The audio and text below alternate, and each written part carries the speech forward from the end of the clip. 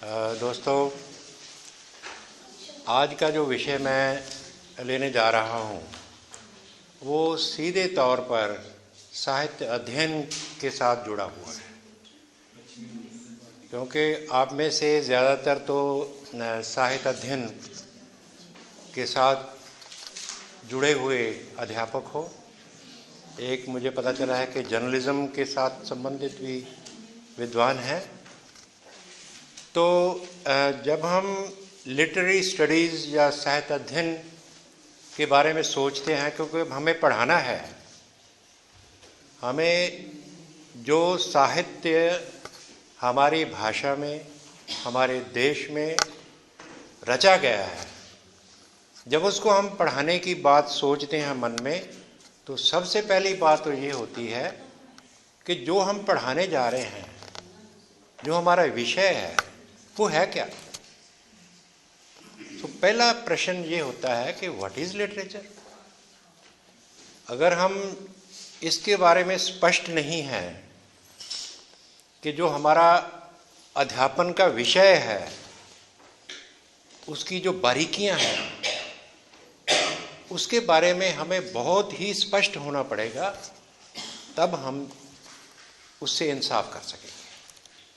तो साहित्य एक ऐसा विषय है जिसकी सृजन प्रक्रिया बहुत लंबे समय से दुनिया के सभी संस्कृतियों और सभ्यताओं में होती रही है, ये हम जानते हैं।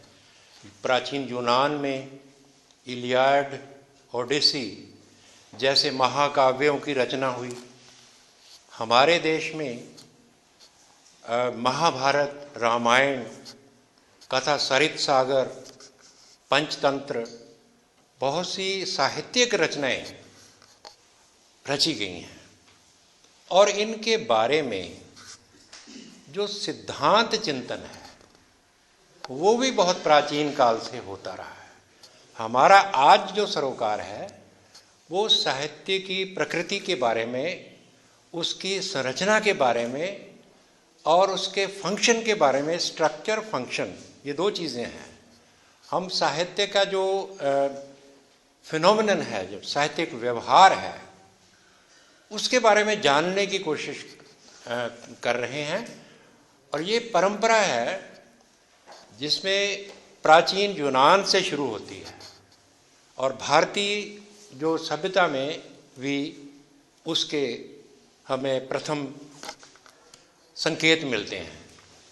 आप देखिए कि दोनों सभ्यताएं बहुत ज्योग्राफिकली बहुत दूर दूर हैं, लेकिन इनका समय तकरीबन बराबर है। यूनान में साहित्य चिंतन हुआ, भारत में भी साहित्य चिंतन हुआ।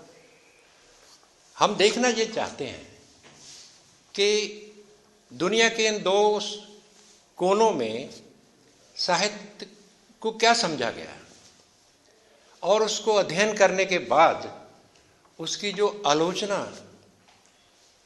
या अध्ययन की जो विधाएं हैं वो जो विकसित हुई हैं, उनका क्या तर्क है, ये मैं आपसे करना चाहता हूँ। पहले हम लेते हैं कि जो साहित्य है क्या, एक जनरल रूप में लेते हैं। यूनान वालों ने क्या समझा, भारतीयों ने क्या समझा।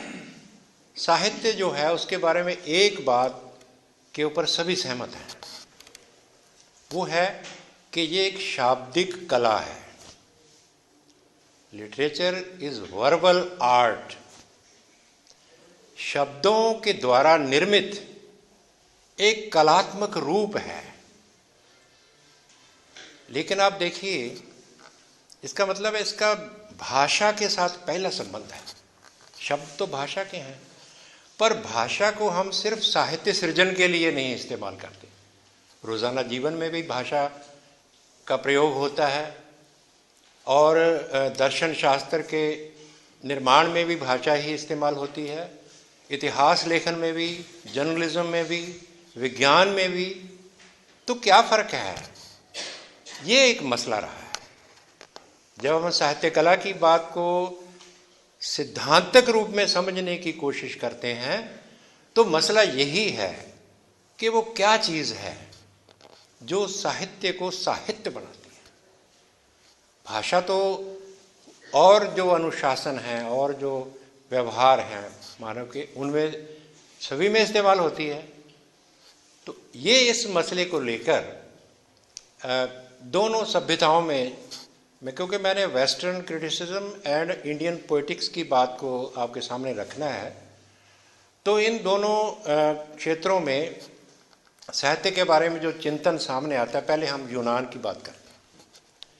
यूनान में सबसे पहले कवियों के बारे में प्लेटो ने एक कथन किया है। उसमें साहित्य के सिद्धांत की बात छुपी हुई है, वहां से हम शुरू कर सकते हैं। वो कहता है कि जो पोएट है, क्योंकि उसने उसका मसला था कि एक आइडियल रिपब्लिक मैं बनाना चाहता हूँ, एक ऐसा गणराज्य बनाना चाहता हूँ जो इंसान के भले के लिए हो। तो उसमें उसने कहा कि कवि की क्या भूमिका हो सकती है, ये जानने के लिए उसने अपने सामने मसला ये रखा कि कवि करता क्या है। मतलब पहले तो उसने कहा कि ये कवि जो है ना, इनका आदर सम्मान करके इनको गणराज से बाहर भेज दो, क्योंकि इनको they should be garlanded and shown out of the republic. इनका कोई स्थान हमारे आइडियल गणराज्य में नहीं है। क्यों नहीं है? वो कहता है कि जो कवि हैं ये अनुकरण का अनुकरण करते हैं। जो आइडियल रियलिटी, उसने आइडियल रियलिटी की बात कही है। हमारे देखो ऋषियों ने भी, कल हम बात कर रहे थे ना कि परम सत्य की बात कही है।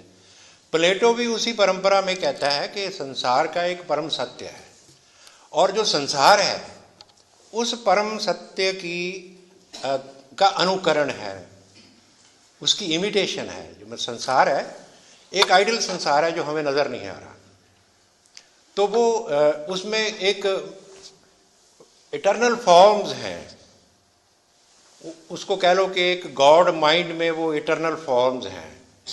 और जो दृष्टमान संसार को वो कहता है ये उस आइडियल संसार का एक यथार्थक अनुकरण है। मतलब असली तो वो है, ये उसकी नकल है। अगर बिल्कुल वल्गर फॉर्म में कहें, एक असल है एक नकल है। पर कहता है कि कवि जो है ये तो नकल की भी नकल कर रहा है। संसार तो नकल है, असल की नकल है। कवि क्या करता है कि वो जो सामने नजर आता है उसकी फिर आगे जाके नकल करता है। ये ट्वाइस रिमूव्ड फ्रॉम रियलिटी है। ये यथार्थ से 2 गुना दूर चला जाता है। दूसरी चीज उसने ये कही कि जो कवि हैं वो भावनाओं को उत्तेजित करने का काम करते हैं। ये भावुक से लोग हैं। ये जैसे एक मैडमैन होता है, उसी तरह ये उस इंस्पिरेशन को ये कहते हैं कि हमें डिवाइन इंस्पिरेशन मिल रही है, लेकिन होते ये किसी ऐसी अवस्था में होते हैं जो पागलों जैसी होती है। तो जो कुछ भी ये लिखते हैं हमारी भावनाओं को भड़काने का काम करते हैं, तो इससे मतलब डिसइंटेग्रेशन फैलती है। ये उसने बात कही। ये नेगेटिव अप्रोच थी काव्य के बारे में, साहित्य के बारे में, उसकी सार्थकता के बारे में और उसकी प्रकृति के बारे में। ये उसने 2 बातें कही कि इसका जो सभ्य समाज में इसका कोई स्थान नहीं होना चाहिए। उसके बाद उसके चेले ने और अरिस्टोटल ने सही मायनों में काव्य शास्त्र का निर्माण किया। आप जानते हैं उसने यूनानी भाषा में काव्य शास्त्र लिखा, पेरीपोएटिक्स। उसने अपने गुरु की उस धारणा को कि ये कवि हैं, ये नकल की नकल करते हैं, उसने इसको पलटा दिया। उसने कहा कि जो काव्य है वो अनुकरण है। अनुकरण का अनुकरण की बात कहता है कि जरूरी नहीं कि हम इसको जस्टिफाई कर सकें। तो अनुकरण तो बहुत अहम होता है।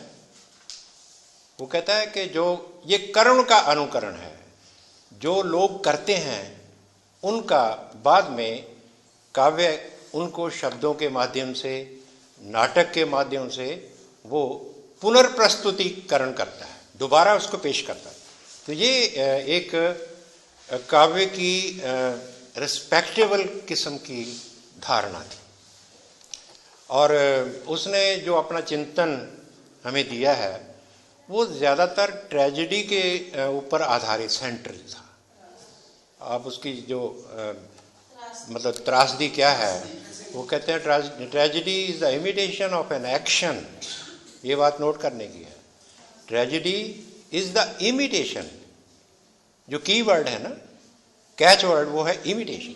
Imitation of an action that is serious, having a magnitude complete in itself. तो ये उसने बात कही। दूसरी बात उसने कही कि ट्रेजेडी का एक फंक्शन है, वो फंक्शन है कैथारसिस। कि ट्रेजेडी कोई ऐसे नहीं कि हमें डरा रही है, इसमें डर और तरस की भावना को उभार के शांत किया जाता है।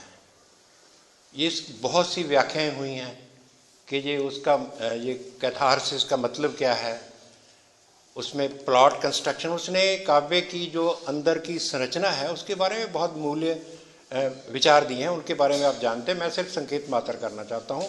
मेरी आर्गूमेंट ये है कि जो हमारे इस धरती पर काव्य के बारे में जो चिंतन सामने आया है, उसने बेसिक बात कहाँ से शुरू की, उसका क्या अर्थ है।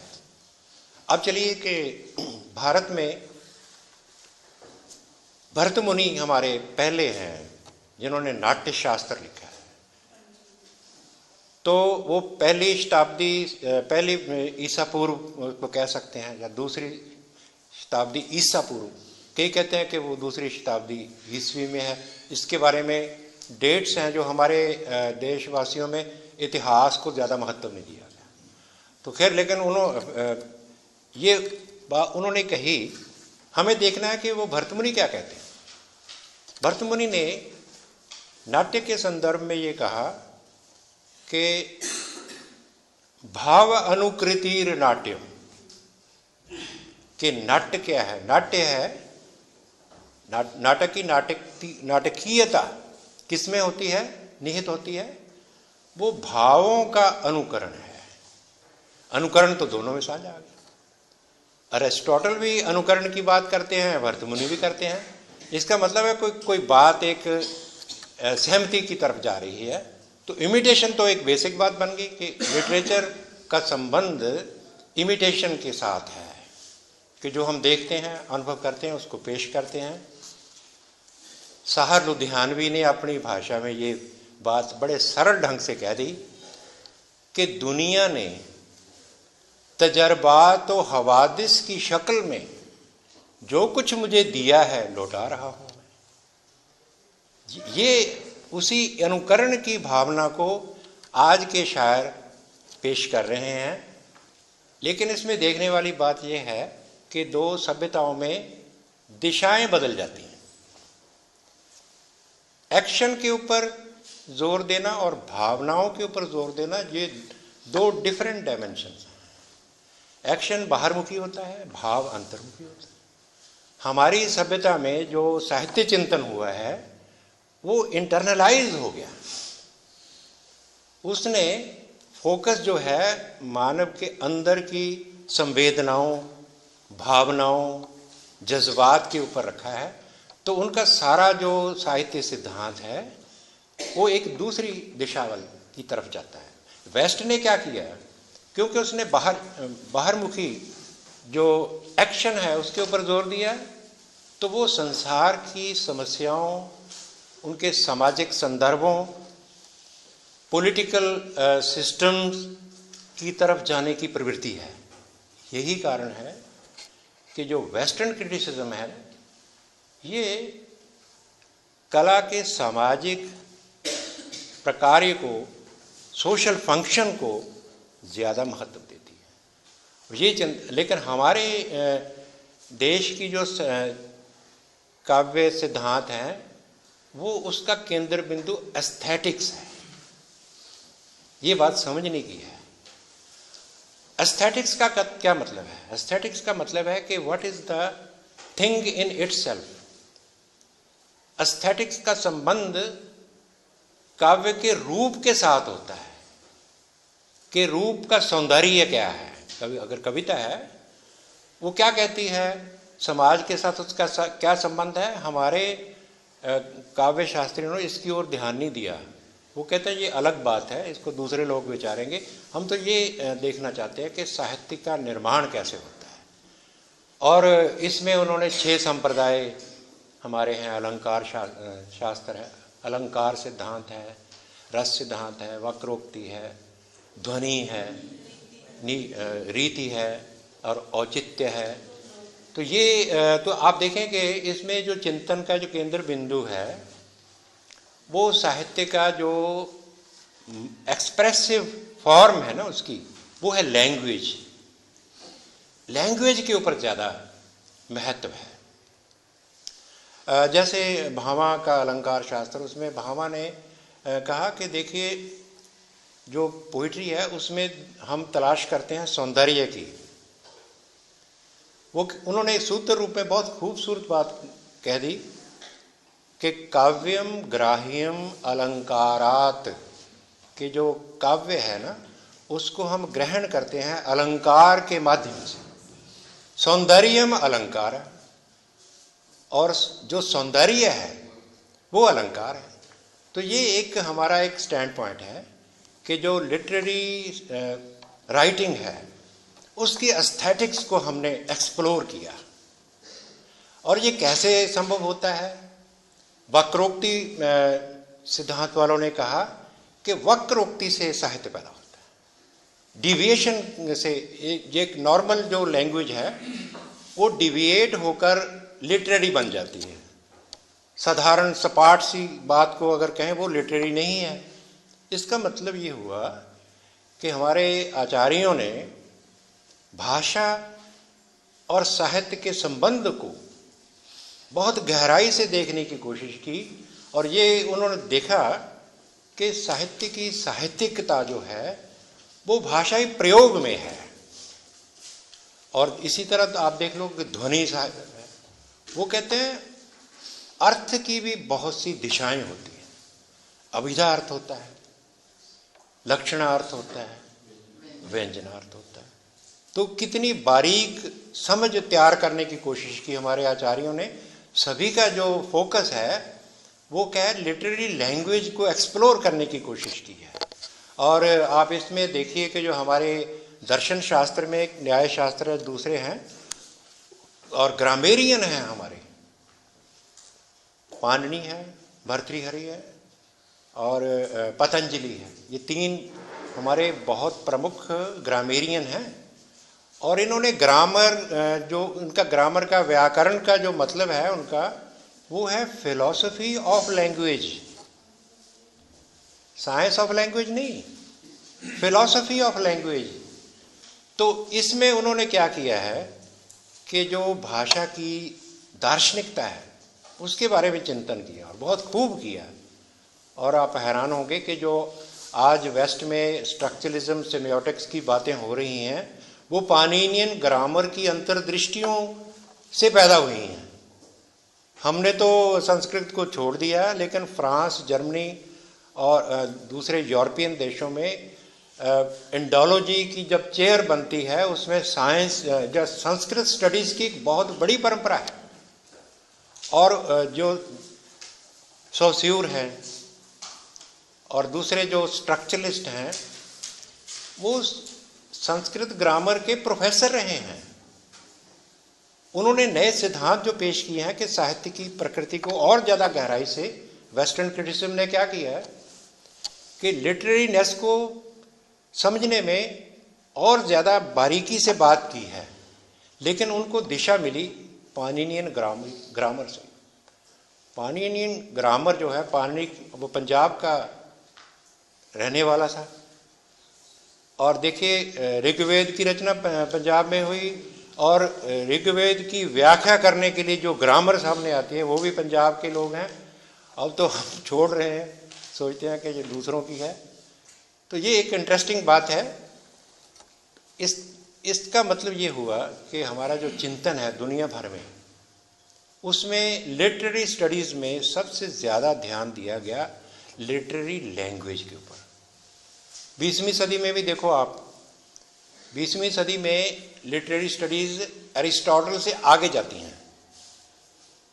अगर वेस्ट की थ्योरी को देखें, उसमें 2 आदमी हैं जिन्होंने काम किया है। एक लॉन्जाइनस है जिन्होंने उदात्त के बारे में लिखा है, ऑन द सबलाइम। उसने लिटरेचर को एक सबलिमिटी के साथ, कि लिटरेचर क्या करता है, एक सबलाइम इमोशन में हमें ले जाता है।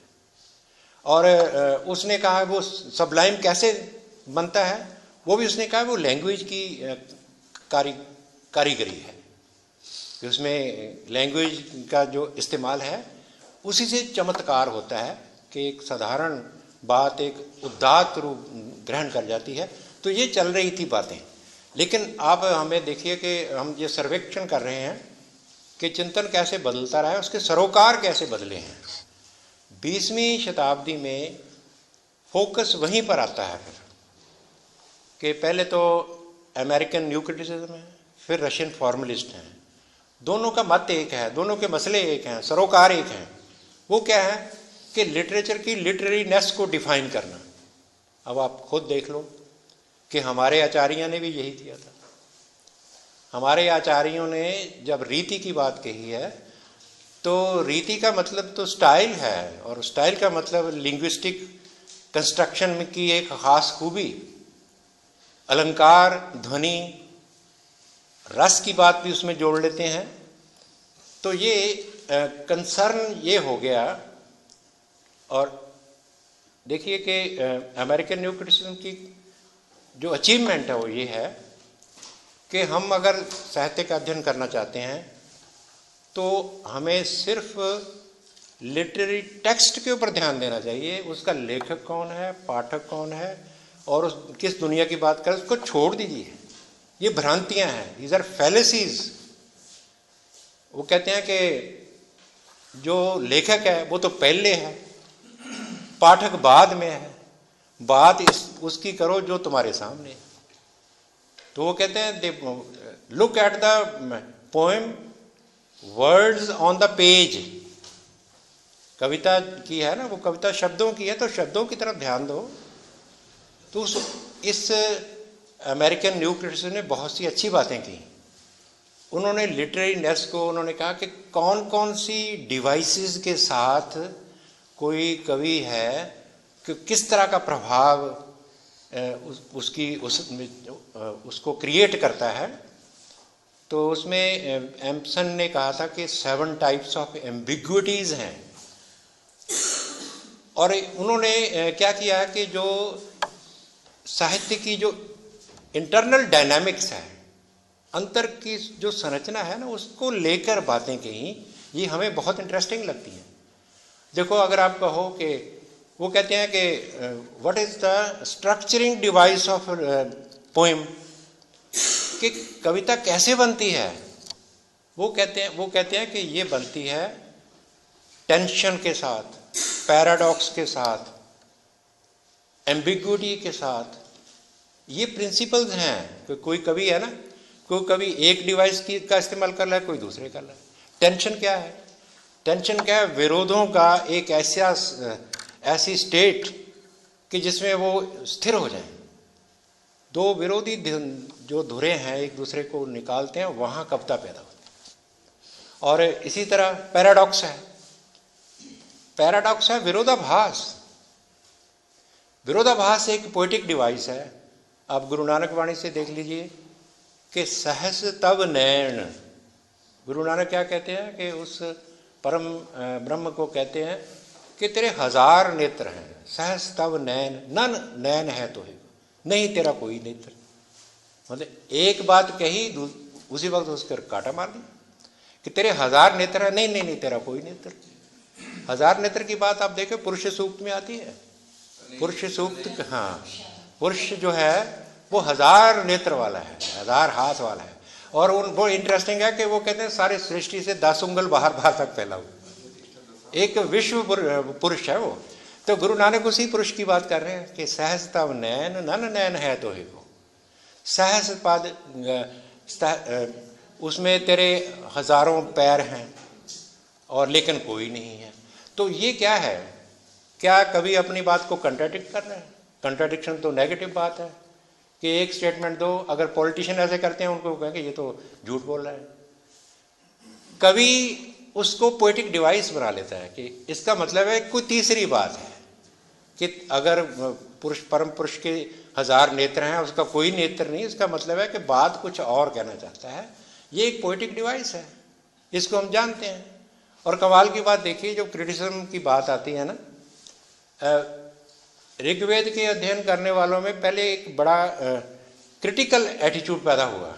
यास्क जिसने पहले वैदिक अध्ययन की बात की ना, उससे पहले मुझे नाम नहीं आ रहा, उसने ये फतवा दे दिया कि वेद तो ऊल जलूल है, ये तो इसमें कंट्राडिक्शंस हैं। वही बात मैं आपको बताने जा रहा हूँ कि जो वेद का जो डिस्कोर्स है ना, ये कंट्राडिक्टरी है। इसमें कहते हैं कि गगन का पुष्प है, कि गगन में कैसा पुष्प हो सकता है? या कहते हैं कि एक ऐसी हे मेहरबान दात्री, मैं तुझे नमस्कार करता हूँ। कहता है कि जो काटने वाली चीज़ मेहरबान कैसे हो सकती है? तो मतलब है कि उन्होंने लिटरली मीनिंग लिया और कहा कि ये छोड़ दो, ये तो वैसे ही हैं, इनका कोई अर्थ नहीं, निरार्थक हैं। यास्क ने जो बात कही वो लिटरेरी स्टडीज़ के विद्वानों का मत है। उसने कहा देखो, उसने 22 आर्गुमेंट दी थी कि ऋग्वेद जो है ना ये उल जलूल है। यास्क ने उसकी सभी आर्गुमेंट को लॉजिकली लिया। उसने कहा कि ये जो बात आप कहते हो ना कि ये इसमें भाषा की एक लिटरल इसका प्रयोग नहीं है, ये पोएटिक है। तो जैसे उसने बताया कि आप ये कहो कि जो काटने वाली चीज़ है, आरी है, जो दात्री है, वो मेहरबान है। कहता आप देखो, जब कोई बीमार किसी के शरीर में फोड़ा हो, सर्जन उसको चीरा देता है, क्या वो जुल्म कर रहा है कि मेहरबानी कर रहा है?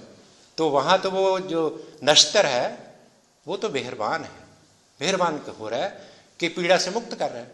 तो मतलब ये कहने का मतलब है कि लिटरेरी स्टडीज़ में ये मसले उठते रहे हैं कि लिटरेचर को हम लिटरल रूप में लें कि या फिगुरेटिव रूप में लें, ये प्रॉब्लम कुछ रही है।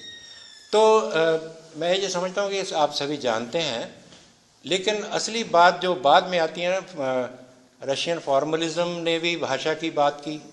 उन्होंने एक शब्द दिया डिफेमिलियराइजेशन, कि जो पोइट्री होती है वो जानी पछानी चीज़ को अजनबी बना के पेश करती है। अजनबी बनाने के लिए उसने कहा भाषा को अजनबी बनाया जा सकता है, कथा को अजनबी बनाया जा सकता है और वो उससे कथानक बन जाता है, और पात्र को अजनबी बनाया जाता है। पात्र क्या है? ये आम आदमी को डिफेमिलियराइज कर दिया। जैसे कथा को कथानक बना दिया और एक्टर को कैरेक्टर बना दिया, ये डिवाइस है। तो इस तरह मतलब इन्होंने चिंतन किया। हमें कुछ लिटरेचर को समझने में सहायता मिली कि जो लिटरेरीनेस है इसमें बहुत सी बारीकियां होती हैं, जो सही फिर बाद में एक रेवोल्यूशनरी इंसाइट हुई ना, वो स्ट्रक्चरलिज्म ने दी। मैं इससे यहाँ से बात करना चाहता हूँ, ये सेंट्रल है, क्योंकि आज लिटरेचर की जो समझ वेस्टर्न क्रिटिसिज्म में हमें मिली है, उसका जो अंतिम बिंदु है वो स्ट्रक्चरिज्म एंड पोस्ट स्ट्रक्चरिज्म, उससे आगे हमारी बात नहीं हुई, उसकी बात मैं करना चाहता हूँ। बाकी तो आप पढ़ लेंगे। अब स्ट्रक्चरिज्म ने ये दलील दी। हाँ प्लीज। डिफेमिनाइजेशन का मतलब ये नहीं है कि कुछ अलग सा बना देना, वो नहीं है, उसका नया अर्थघटन करना है। जी जी, मतलब है कि जाने पहचाने को अजनबी बना।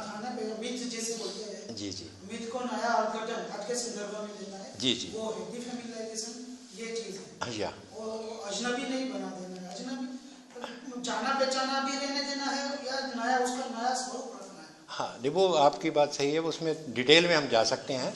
उनका जो असली वो है ना, वो डिफेमिलियराइजेशन। हमारे लिए लफ्ज़ अजनबीकरण हम पंजाबी वाले ये क्या कर देते हैं, तो शब्दों से कई बार वो गलतफहमी आ जाती है। वो आपकी बात सही है कि जो जानी पहचानी चीज़ है उसको हम अजनबी बना के लिटरेचर में पेश करते हैं। उसका फ़ायदा क्या होता है? वो उसका कहते हैं बहुत फ़ायदा होता है। उसका फ़ायदा ये है कि आम जीवन में हम क्या करते हैं, सभी चीज़ों को परिचित की तरह देखते हैं, उसको भूलते जाते हैं, छोड़ते जाते हैं। लेकिन जब कोई अजनबी आज हमारे सामने आए, हम ध्यान से देखते हैं। तो लिटरेचर क्या करता है कि जानी पहचानी चीज़ को जब अजनबी बनाकर पेश करता है तो वो हमारा ध्यान आकर्षित करता है। उस ध्यान में ही साहित्यिकता का मूल्य छुपा हुआ है। तो ये उनकी डिवाइसेस। खैर, इससे ज़्यादा इम्पोर्टेंट बातें आगे जाके स्ट्रक्चरलिज्म ने क्या किया।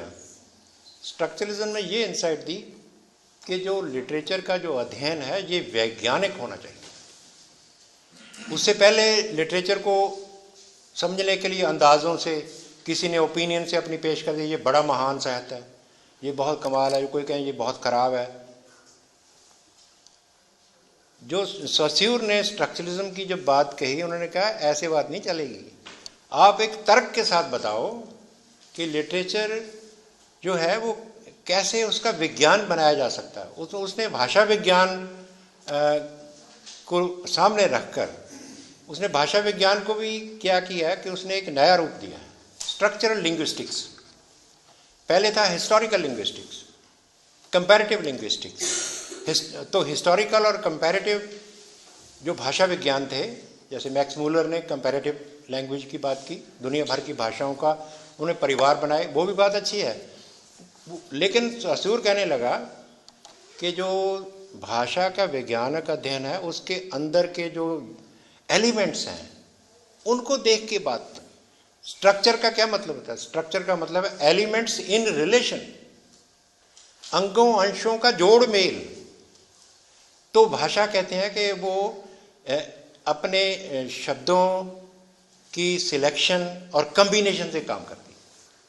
अब देखिए ना कि हमारे पास अगर शब्द ना हो तो बात नहीं कह सकते, शब्द हो, सारी डिक्शनरी हो, हम अपना मैसेज नहीं उसमें से कर सकते, क्योंकि डिक्शनरी के साथ ग्रामर की भी हमें होनी चाहिए।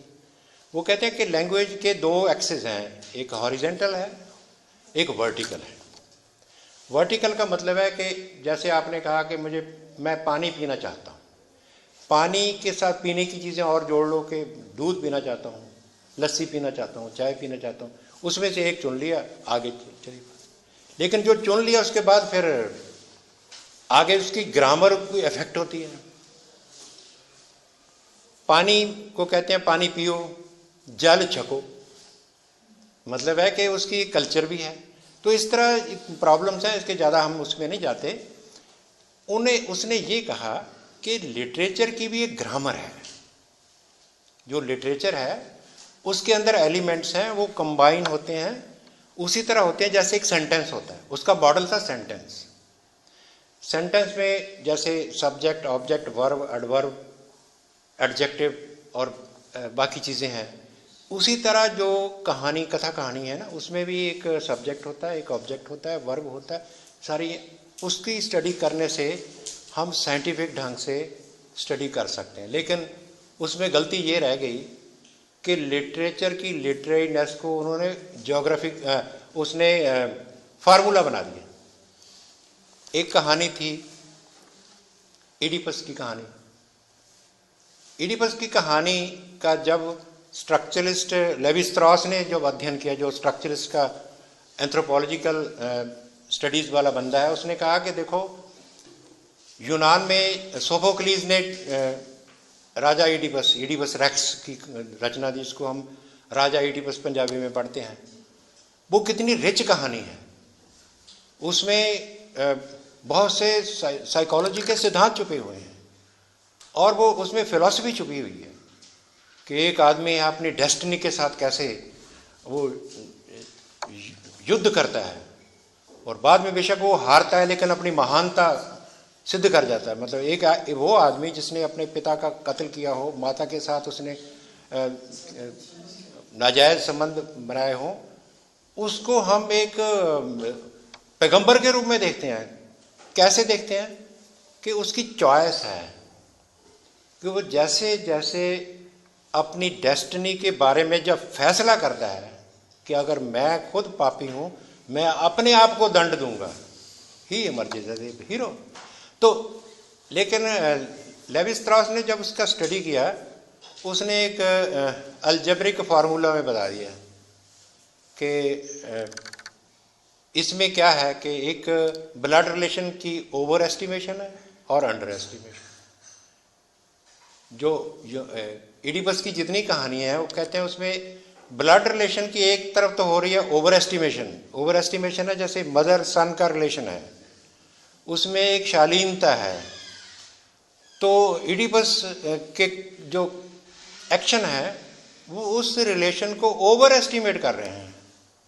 फादर सन का रिलेशन है, उसमें तो ड्यूटी की बात है, अलग सी नैतिकता है। उसमें अंडर एस्टिमेशन है कि बाप के साथ बाप को कत्ल कर देना, ये ओवर एस्टिमेशन है रिलेशन की, एक अंडर एस्टिमेशन है। उसने अपनी बातें कहीं, उसको लोगों ने ज़्यादा ध्यान नहीं दिया। उन्होंने कहा भी स्ट्रक्चरलिज्म हमारे काम का नहीं। इसके बाद फिर जो चिंतन हुआ वो बहुत इम्पोर्टेंट था, वो था पोस्ट स्ट्रक्चरलिज्म। इसकी मैं बेसिक आर्गूमेंट आपको बताना चाहता हूँ, फिर आपको ये समझ आना शुरू हो जाएगा। पढ़ोगे तो आप खुद ही, और इंटरनेट पे बहुत सारा मटेरियल पड़ा हुआ है। आप आर्गूमेंट देखिए कि from structuralism to post structuralism क्या हुआ। उसको रोलैंड बार्थ्स ने कहा है कि जो तब्दीली आई है ना, ये आई है फ्रॉम वर्क टू टेक्स्ट।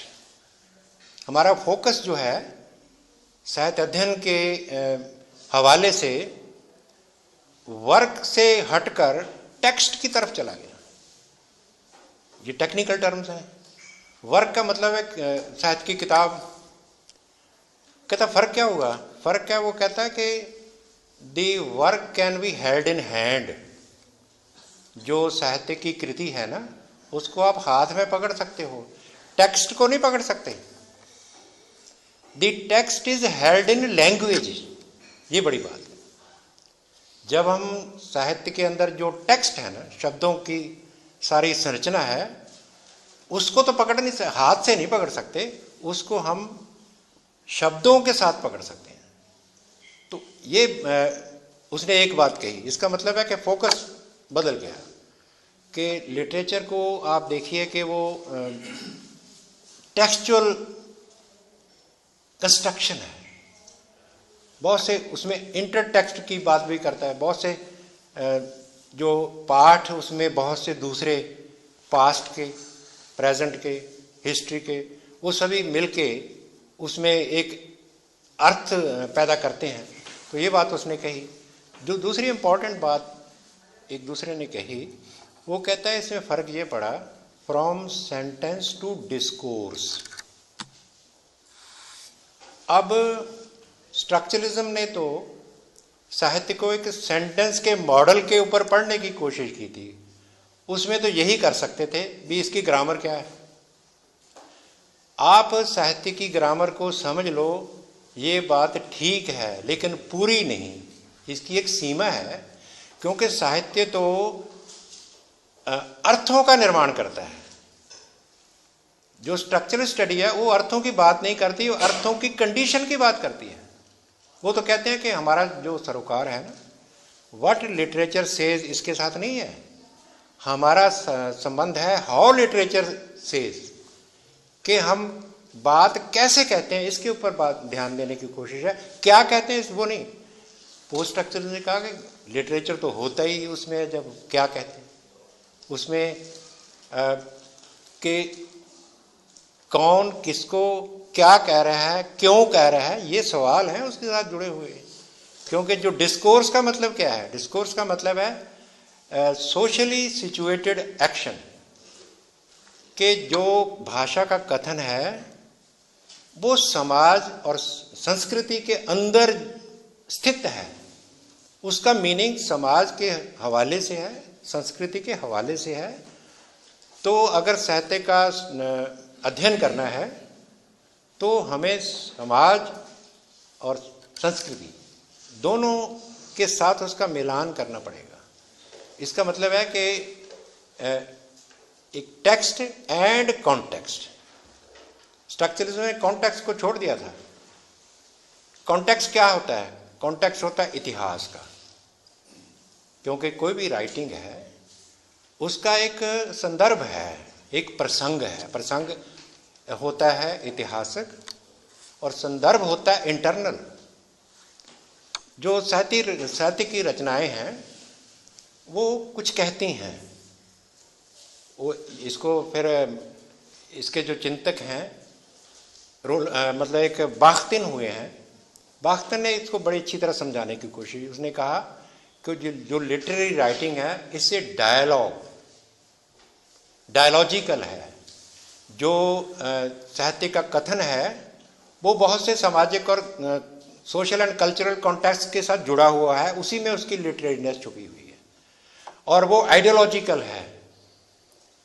जो कोई लिटरेचर हमें संदेश देता है वो उसमें एक आइडियोलॉजी है जो अपने यथार्थ को, अपने वर्तमान को, अतीत को समझने की कोशिश करती है। तो ये एक बड़ी इंटरेस्टिंग बात हुई। और इसके लिए एक टेक्निक होती है। दो चिंतकों की बात मैं करूँगा, ज़्यादा लंबा बड़ी बात नहीं करूँगा। कि देखिए भी लिटरेचर को पढ़ना कैसे है। मान लो ये कहानी है, मैं कहानी वहाँ से लेता हूँ, कथा सरित सागर की कहानी लेता हूँ। कथा सरित सागर में भी उसके जो पहले है ना मंगलाचरण में एक कथा की कथा है, इंटरेस्टिंग है। उसको हम देखेंगे कि पोस्ट स्ट्रक्चरलिज्म की सहायता से कैसे पढ़ा जाता है, फिर आपको ज़्यादा समझ आएगी। वो कहानी क्या है? उसमें आता है कि जो पार्वती जी ने शिव की आराधना की, उसकी वंदना की, तो शिव जी प्रसन्न हो गए। शिव जी ने पार्वती से कहा कि मैं बहुत प्रसन्न हूँ, बताओ मैं क्या दूँ तुम्हें, मेरा मन करता है तुम्हें कुछ दूँ। वो कहती है मुझे तो आपका प्रेम ही काफ़ी है, मुझे कुछ नहीं चाहिए। उसने कहा फिर भी मांगो कुछ। वो कहती कुछ नहीं चाहिए। जैसे पंजाबी में कहानी में होता है ना कि तीसरा वचन है, तीसरा वचन तो मोड़ा नहीं जाता। तो वो कहते नहीं मैं आप तीसरी बार आखिरी बार पूछ रहा हूँ, कुछ मांगना तो मांग लो। कहते चलो फिर अगर आप इतना ही खुश हुए, प्रसन्न हुए हो, तो मुझे कोई कहानी सुनाओ। वो कहते हैं कहानी तो सुना देंगे। कहते पर शर्त है, ऐसे नहीं कि कहानी जो मर्जी सुना दो। वो कहानी मौलिक होनी चाहिए कि किसी ने ना सुनी हो, बिल्कुल। वो कहते हैं भाई सुना देंगे। अब वो मौलिकता अगर भंग ना हो जाए, उन्होंने क्या किया, अमरनाथ की गुफा से के साथ संबंधित है। वो गुफा में बैठे हुए कहानी सुनाने लगे और अपने गण जो थे ना, उनके गण थे शिव जी के, उनको पैरे पैर बैठा दिया, नंदी को बैठा दिया कि देखो भाई कोई आए ना, नहीं तो जैसे कहानी में अक्सर होता है कि जो मना किया गया वो तो जरूर उसकी उल्लंघना होगी। तो एक दूसरे गण आए, पुष्पदंत। उसने कहा भाई मैं शिव जी महाराज के दर्शन करने। वो नंदी ने कहा ना ना ना तुम नहीं जा सकते। कहते क्या बात होगी? कहते शिव जी तो पार्वती जी को कहानी सुना रहे हैं। कहते ये कोई कॉन्फिडेंशियल काम है, क्यों मतलब पेपर मार्किंग थोड़ा कर रहे हैं। कहते मैं भी जाना चाहता हूँ। उसने कहा नहीं, हुक्म है। तो वो मक्खी बन के अंदर चला गया और शिव जी पार्वती को कहानी सुनाते रहे, वो भी सुनता रहा।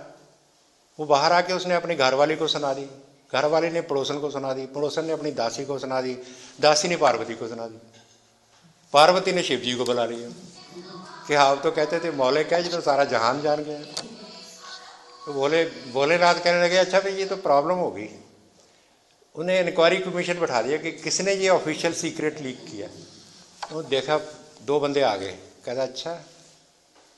वो पार्वती के चरणों में कहते हैं हमें रक्षा। वो कहते हैं देखो तुम्हें इसकी सज़ा मिलेगी, बराबर मिलेगी, गब्बर सिंह की तरह है। तो क्या सज़ा होगी कि तुम्हें जाना पड़ेगा, मतलब देवलोक में तुम रहने के काबिल नहीं, जाओ, तुमने हुक्म अदूली की है। वो कहते हैं महाराज मेरी इतनी गलती तो नहीं थी, पर मेरी, वो कहते अब तो हुक्म हो गया, अब नहीं वापस नहीं आता, हुक्मनामा है, एक ही बार होता है। तो उसने, लेकिन शिव जी कहने लगे, पार्वती कहने लगे चलो बेचारे ने गलती कर ली, माफ़ कर दो। कहता माफ़ करने को कह रही हो, पर माफ़ी तब मिलेगी कि ये कथा तुम जब मात लोक में जाकर इसको रवि साहित्य प्रकाशन से प्रकाशित कराओ। मतलब वो कहता है भाई मैं तो भूल जाऊंगा। कहते हैं इसका प्रबंध हमने कर लिया। तो ये जो दूसरा है ना गण, इसको भेजेंगे हम। ये तुम दूसरे जन्म में होगे तो ये तुम्हें कहानी कथा याद आ जाए, इसको मिलते ही तुम्हें कहानी याद आ जाएगी। लेकिन आपने क्या, आपने भी इसको देव भाषा में नहीं लिखना। कहते ये तुम्हारी प्रॉब्लम है। तो फिर हुआ ऐसे ही, वो उसका जन्म हो गया। तो जब वो दूसरा गण उसको मिला, उसको याद आ गई कहानी, तो वो बिल्कुल उपराम हो गया, दुखी हो गया कि अब मैं क्या करूं, मुझे कहानी तो पता है लेकिन मैं लिख नहीं सकता क्योंकि सारे देव भाषा बोल रहे हैं। वो जंगलों में भटकने लगा। एक जंगल में बरगद के पेड़ के नीचे वो सो रहा था, उसको अजीब अजीब आवाज़ें सुनाई दी। उसको पता चला ये पैशाच बोल रहे हैं। उसने का काम बन गया कि ये पैशाची में लिख लेती। तो उसने क्या किया, 12 वर्ष तक वहाँ पैशाचों की भाषा सीखता रहा। पैशाची में वो, आपको पता है कि ये गुणाढ़ वो ऑथर हैं, उन्होंने पैशाची में वड कहा नाम की कथा लिखी। बाद में उसका बृहद कथा बना, कथा सरित सागर बना। अच्छा, मैं आप ये कहता हूँ कि इस कहानी को आप क्या क्या करोगे, क्रिटिसिज्म करना है। इसमें देखिए एक संदेश है, 2 संदेश है इसमें। एक संदेश है जो जिसको लेखक ने भी नहीं सोचा होगा कि हम ये कहानी क्या कह रही है, लेखक की मर्जी से बाहर है। क्योंकि संस्कृत देव भाषा है, उसकी जो उसका गौरव है वो सभी जानते हैं। लेकिन ये कथा वड कहा जो लिखी गई, ये पैशाची में लिखी गई, जो अपभ्रंश है, जो अप हो गई। तो इसका मतलब ये हुआ कि आदमी को मुक्ति किसी भी भाषा में मिल सकती है, चाहे पैशाची हो, चाहे दूसरी प्राकृत लैंग्वेजेस हो। ये एक बहुत बड़ा संदेश है। और पैशाच के साथ जो ये बहुत सी बातें हमें उसके में मिल जाती हैं। दूसरी बात इसमें आती है कि जो कथा कहानियाँ हैं ये क्या करती हैं, ये आदमी को लिबरेट करती है। अगर आप कथा सरित सागर कहानी पढ़ो ना, एनवीटे ने इसको प्रकाशित की, बड़ी इंटरेस्टिंग कहानी है। सर, शिवजी ने पार्वती को कौन सी कहानी सुनाई थी? ये कहानी यही थी, लंबी कहानी थी। शॉर्ट की नहीं, उसमें तो कहानियाँ है, वो तो कहानियों का सागर है। मतलब एक कहानी नहीं उसने सुनाई उसको, मतलब उसमें एक बात संदेश यही है कि शिवजी ने उस समय जो पार्वती को कहानी एक नहीं सुनाई, वो अनेक कहानियां थी, उसका एक सागर है, कथा सरित सागर। तो वो कथाओं का सागर क्या है असल में, ये मेडिवल इंडिया के नैरेटिव हैं। मेडिवल इंडिया में लोग एक दूसरे के साथ, जिंदगी के साथ, यथार्थ के साथ कैसे व्यवहार करते हैं, बड़े इंटरेस्टिंग उसमें बातें हैं। हमारे मैन वुमन रिलेशंस की भी बहुत बड़ी बातें हैं इसमें। क्या कैसे पुरुष औरत को, औरतें पुरुष को धोखा देती हैं रिलेशंस में, किस तरह की डिवाइसेस का इस्तेमाल होता है, वो बिल्कुल निष्पक्ष रूप में उसमें पेश किया गया। बहुत इंटरेस्टिंग वो कहानी संग्रह है, मैं आपको रिकमेंड करूँगा कि ज़रूर पढ़ें। अच्छा, दूसरी बात इसमें आती है कि what is the function of literature. इसमें एक बात जुड़ी हुई है कि लिटरेचर जो है उसका एक फंक्शन ये है कि हमें हमारे जीवन व्यवहार के सामने एक शीशा रख देता है जिसमें हम अपना अक्स देखते हैं और उसमें एक यथार्थ की जो समझ बनती है।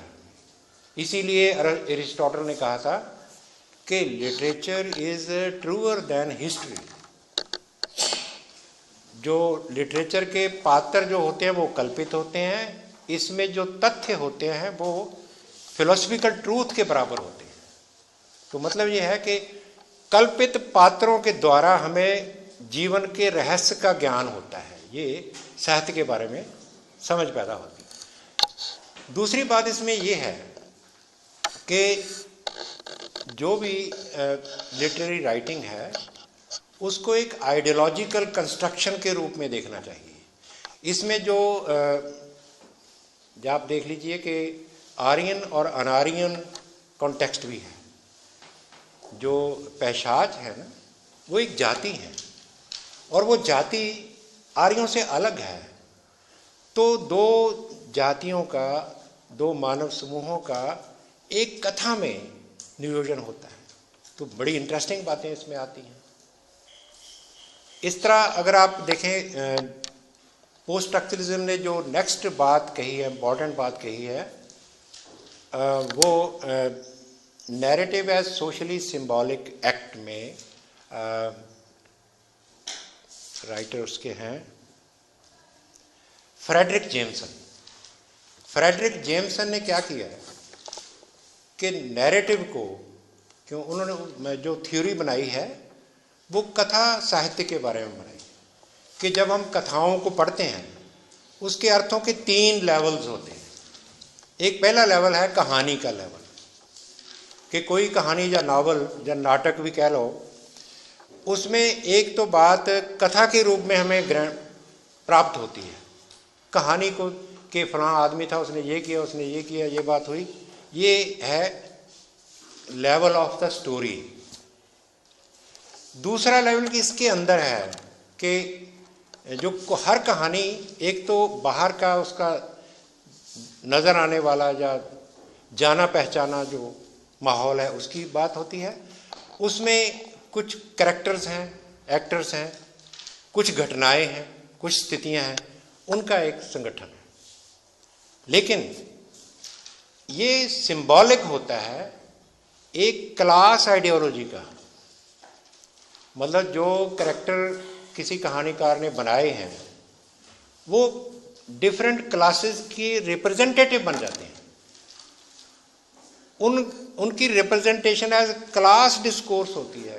क्लासेस तो 2 ही हैं, शोषण करने वाले और शोषित वर्ग और शोषणकर्ता। वो कहता है किसी भी कहानी को अगर गहराई से देखोगे तो आपको पता चलेगा कि क्लास स्ट्रगल है समाज में। ये मार्क्सिस्ट क्रिटिसिज्म है। Marxist critic, new Marxist critic है। उसने अपने सिद्धांत के अनुसार लिटरेचर को पढ़ने की कोशिश की है। और तीसरे लेवल पर कहते हैं कि क्लासेस को भी छोड़ दो, आप गहराई से देखोगे आपको इतिहास नजर आएगा। मतलब आप देखो कि महाभारत है, महाभारत की इतनी कथाएं हैं, इतने उसमें प्लॉट्स हैं, उसके अर्थों की बेइंतहा इंटरप्रिटेशंस हो सकती हैं।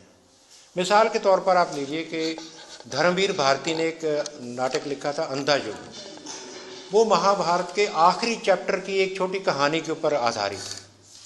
उसमें क्या है, अश्वत्थामा का प्रतिशोध है।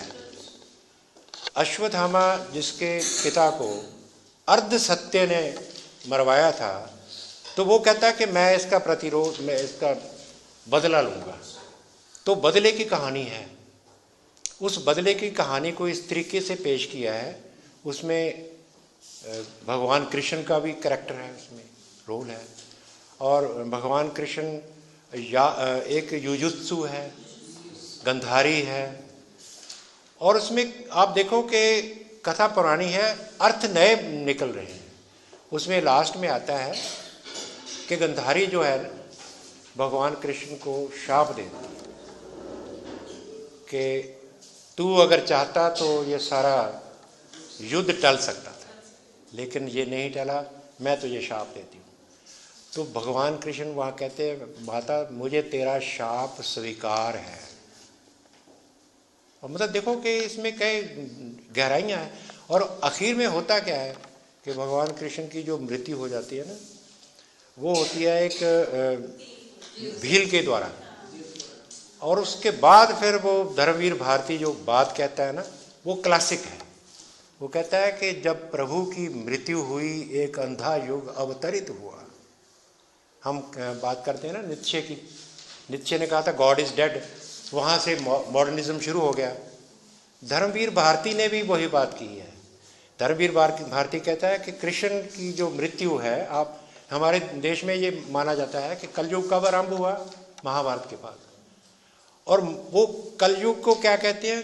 एक अंधा युग अवतरित हुआ। और आप देखो कि इसमें अर्थों की क्या गहराइयाँ हैं। इन गहराइयों को समझने के लिए, इनको ग्रहण करने के लिए हमें अंतर्दृष्टियाँ चाहिए, फिलॉसफी की चाहिए, विज्ञान की चाहिए, सोशियोलॉजी की चाहिए और मनोविज्ञान की चाहिए। लिटरेचर कोई आसान चीज़ नहीं है। लिटरेचर एक मल्टी डिसिप्लिन्ड स्टडी है, क्योंकि इसमें जो जीवन का दृश्य जो बयान किया जाता है या दर्शाया जाता है, शब्दों के माध्यम से या एक्शन के माध्यम से, थिएटर है या लिटरेचर है, दोनों की युक्ति क्या है, जुगत क्या है, पंजाबी में कहें जुगत ये है कि हमें हमारे सामने हमारा शीशा रख देती है। एक वेस्टर्न स्कॉलर ने बात कही है कि आज तक लिटरेचर में क्या हुआ है, कहते 3 स्टेजेस हैं। पहले जो लेखक था उसके हाथ में एक शीशा था, उसने शीशे का मुंह आकाश की ओर किया हुआ था, तो उसमें जो माइथोलॉजी रिफ्लेक्ट हुई, देवी देवताओं की कथा कहानियाँ आई। वो दौर था शीशा ऊपर को है, स्वर्ग लोक की तरफ। उसमें सभी माइथोलॉजिकल टेल्स की सृजना हुई। पहले शुरू में हर कल्चर के शुरू में माइथोलॉजिकल उसका दौर है। मेडिवल पीरियड में उसने क्या किया कि लेखक ने वो शीशा समाज की तरफ कर दिया। उसमें उस दौर में फिर समाज रिफ्लेक्ट होना शुरू हो गया। मॉडर्न पीरियड में क्या किया कि लेखक ने शीशा अपनी ओर कर लिया, अपने अंदर की जो कंट्राडिक्शंस हैं और अपने अंदर की जो हलचल है वो सभी उसमें रिफ्लेक्ट होती है।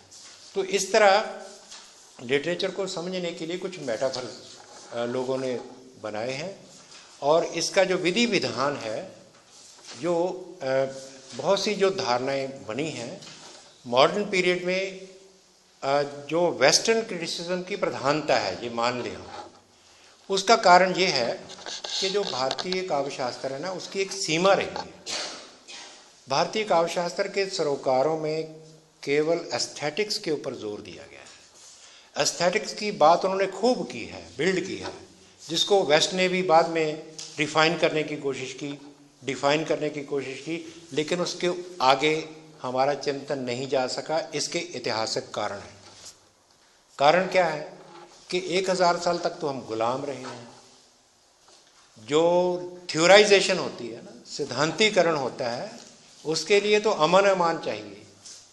जब हमारे लोग अपने एग्जिस्टेंशियल स्ट्रगल में पड़े हुए हैं तो वो ऐसी चीज़ों को के बारे में चिंतन करने की उनके पास नहीं थी। तो इसीलिए जो कला का समाज के साथ, इतिहास के साथ जो सरोकार है, वो हमारे काव्यशास्त्र का विषय नहीं रहा। नहीं रहा तो नहीं रहा। आज जो ज्ञान है, विश्व का ज्ञान हर एक का साझा है। आज हमें ये डिवीजन करने की ज़रूरत नहीं कि कौन सा भारतीय अंतर्देशीय, कौन सी विदेशी है। बात तो वही है जो काम आ जाए। तो वेस्टर्न लिटरेरी थ्योरी की जो महत्ता है, उसका जो महत्व है, वो हम स्वीकार करते हैं, क्योंकि वेस्टर्न लिटरेरी थ्योरी ने टेक्स्ट को पढ़ने की जो अलग अलग ट्रेडिशंस बनाई हैं, वो किसी टेक्स्ट के ऊपर भी लागू हो सकती है। आप छोटी सी बात ले लीजिए कि गुरु नानक जब कहते हैं कि सो ब्राह्मण जो ब्रह्म विचारे, ये आइडियोलॉजिकल कथन है। आइडियोलॉजिकल कैसे है? इसमें जो बात नहीं कही गई वो बहुत इंपॉर्टेंट है। जो कही गई है उसका ना कही गई बात से रिलेशन निकालना, ये मॉडर्न क्रिटिसिज्म ने हमें सिखाया है कि लिटरेचर में क्या होता है कि एक डिस्कोर्स होता है मुखर, दूसरा होता है शांत। इसमें गुरु नानक ने सिर्फ ये किया है कि ब्राह्मण को रीडिफाइन कर दिया, लेकिन रीडिफाइन करने में एक आइडियोलॉजिकल पोजीशन है। वो पोजीशन उनकी बात होती है कि नीचा अंदर नीच जात, नीची हूँ अति नीच, नानक तिनके संग साथ, वड्या सो क्यारी। यानी एक राइटर जो है अपने समय की आइडियोलॉजी को राइटिंग में पेश कर रहा है, छोटे से छोटे कथन में भी उसकी झलक देखी जा सकती है। तो इसका मतलब है कि ब्राह्मण को जन्म से ना जोड़कर उसके कर्म से जोड़ देना, ब्रह्म के विचार करने का, अगर शूद्र भी ब्रह्म का विचार करता है वो ब्राह्मण है। ये बात ट्रेडिशनल ब्राह्मणवाद को तो पसंद नहीं आएगी, वो कहेंगे ब्राह्मण तो वही है जो ब्राह्मण के घर जन्मा होगा। तो ये आइडियोलॉजिकल बातें हैं। मतलब ये है कि लिटरेचर जो है सिर्फ एस्थेटिक फॉर्म नहीं है कि खूबसूरत सी एक आपका वो वाह कमाल है। वेस्टर्न क्रिटिसिज्म ने हमें ये सिखाया है कि लिटरेचर पार्टिसिपेट करता है अपनी हिस्ट्री के साथ, पॉलिटिक्स के साथ, समाज के साथ, कल्चर के साथ, और इसके जो अर्थों की जो तहें हैं इनको एक्सप्लेन करना ज़रूरी है। इसको एक डिस्कोर्स के रूप में देखने की ज़रूरत है कि राइटिंग क्या कह रही है, अपने वर्तमान के बारे में क्या कह रही है और उसके अतीत के रेफरेंसेस के बारे में क्या कह रही है। ये कुछ मसले हैं। तो मैं तो सिर्फ आपको इंस्पायर करने की मंशा से बात कर रहा था। धन्यवाद। Thank you sir.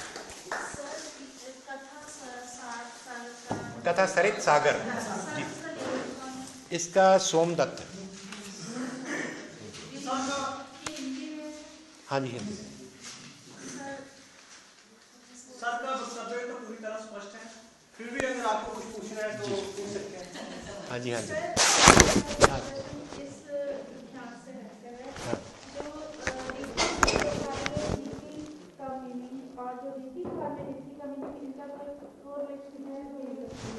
रीति काल और रीति साहित्य है। रीति संप्रदाय में रीति का मीनिंग आता है। हाँ हाँ और एक रीति काल में रीति का मीनिंग आता है, रीति काल। हाँ हाँ, इनका रिलेशन यही है कि देखिए हमारे देश में जो हमारा लिटरेचर पैदा हुआ बहुत राज दरबार के मतलब संरक्षण में हुआ है।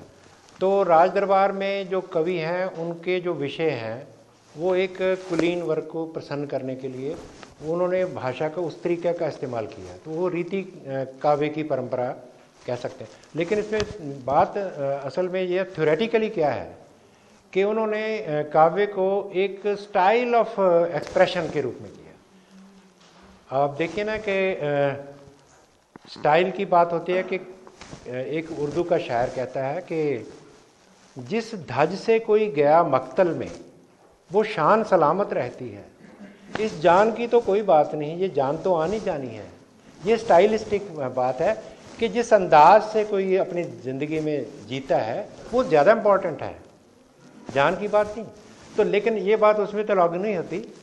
जो रीति का संकल्प है और रीति काव्य की बात है, उसमें क्या हुआ कि लिटरेरी राइटिंग को प्योर स्टाइलिस्टिक डिवाइस के रूप में देखा गया, मीनिंग क्रिएट करने के रूप में। शब्दों का सौंदर्य किस शैल विशिष्ट पद रचना, हाँ विशिष्ट पद रचना